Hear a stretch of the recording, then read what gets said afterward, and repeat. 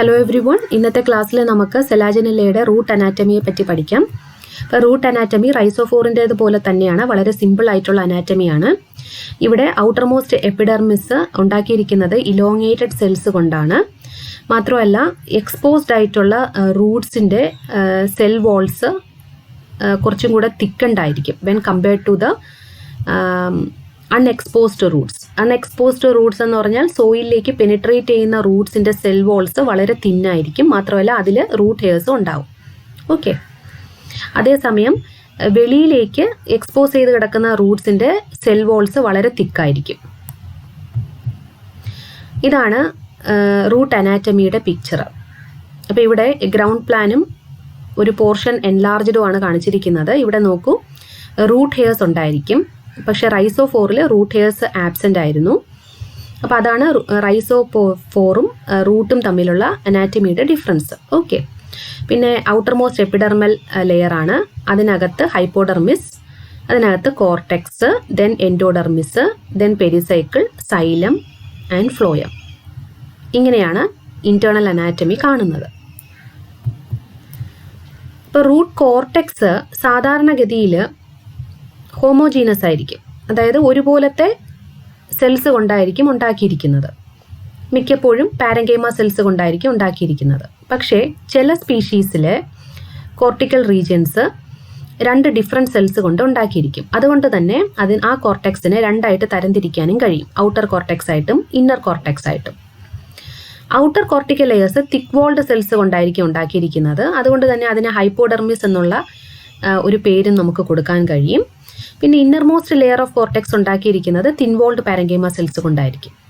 Okay, ഇനി ഈ cortical region, അതായത് കോർട്ടെക്സിനകത്ത് കാണുന്ന ലെയറിനെയാണ് എൻഡോഡെർമിസ് എന്ന് പറയുന്നത്. അപ്പോൾ എൻഡോഡെർമിസിനകത്താണ് സ്റ്റീല് അറേഞ്ച് ചെയ്തിരിക്കുന്നത്. അപ്പോൾ റൂട്ടിലെ സ്റ്റീലും റൈസോഫോറിൻ്റെ സ്റ്റീല് പോലെ തന്നെ പ്രോട്ടോസ്റ്റീലിക്കാണ്. പ്രോട്ടോസ്റ്റീലിക് എന്ന് പറഞ്ഞാൽ വളരെ പ്രിമിറ്റീവ് ആയിട്ടുള്ള ഒരു സ്റ്റീലാണ്. ഇവിടെ പിത്ത് ആബ്സെൻ്റ് ആയിരിക്കും, സൈലവും ഫ്ലോയവും മാത്രമേ കാണുകയുള്ളൂ. മാത്രമല്ല സൈലം സെൻറ്ററിലും ഫ്ലോയം സൈലത്തിനെ സറൗണ്ട് ചെയ്തുമായിരിക്കും കാണപ്പെടുന്നത്. ഇനി സ്റ്റീലിന് ചുറ്റുമായിട്ട് നമുക്ക് 1 തൊട്ട് 3 ലെയേർഡ് പെരിസൈക്കിൾ കാണാൻ സാധിക്കും. ഈ പെരിസൈക്കിൾ പാരങ്കൈമ സെൽസ് കൊണ്ടായിരിക്കും ഉണ്ടാക്കിയിരിക്കുന്നത്.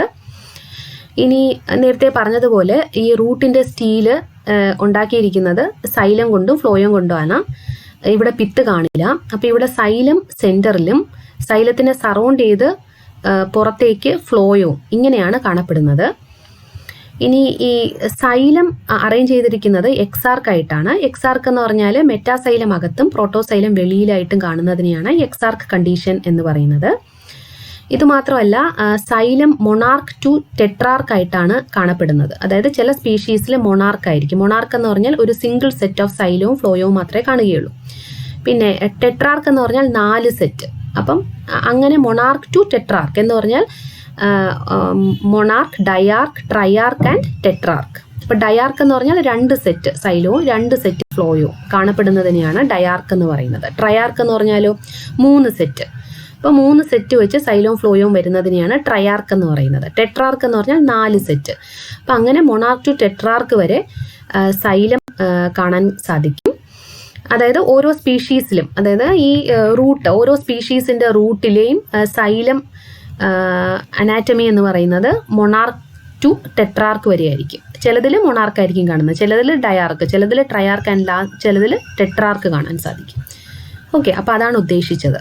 ഇപ്പോൾ ഫ്ലോയം എങ്ങനെയായിരിക്കും അറേഞ്ച് ചെയ്തിരിക്കുന്നത്? സൈലത്തിന് ചുറ്റും ഒരു റിംഗ് ആയിട്ടായിരിക്കും ഫ്ലോയം അറേഞ്ച് ചെയ്തിരിക്കുന്നത്.